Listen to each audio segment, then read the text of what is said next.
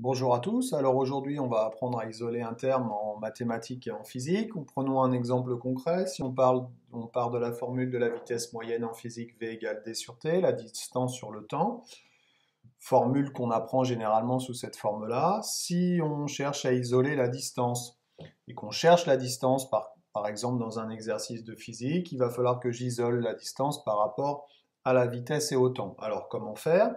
Puisque c'est la distance que je cherche et qu'ici le t me dérange, eh bien je vais multiplier par le temps au numérateur et ainsi je vais pouvoir simplifier le t au numérateur et au dénominateur, sachant que j'ai une égalité ici.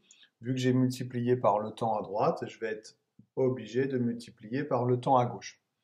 Ensuite, je peux donc faire ma simplification par le temps. Et on a donc la relation qui suit, D égale V fois T.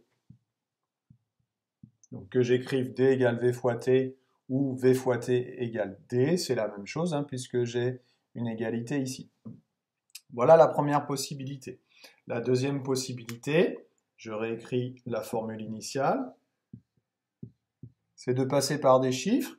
Alors je vous conseille de passer par les chiffres 3, 6 et 2. 3 est égal à 6 divisé par 2, ça tout le monde arrive à le faire.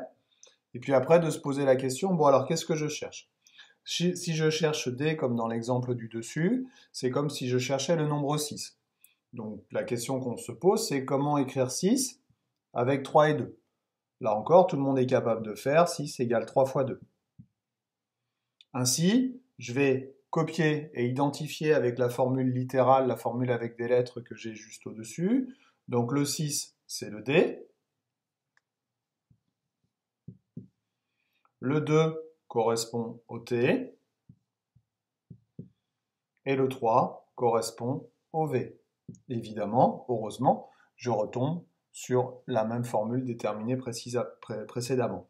Si maintenant je cherche le temps, à isoler la variable temps, le temps c'est l'équivalent du 2, d'accord? Donc pareil, la question que je me pose c'est comment écrire 2 avec 6 et 3. La réponse est 2 égale 6 sur 3. Et donc je copie avec ma formule littérale, le t correspond au 2, le 6 correspond au d, et le 3 correspond au v. J'ai ainsi réussi à isoler ma variable t. Voilà comment on peut faire pour isoler un terme en physique ou en maths. Vite fait, bien fait. Laisse-moi t'aider. Isoler un terme. À bientôt.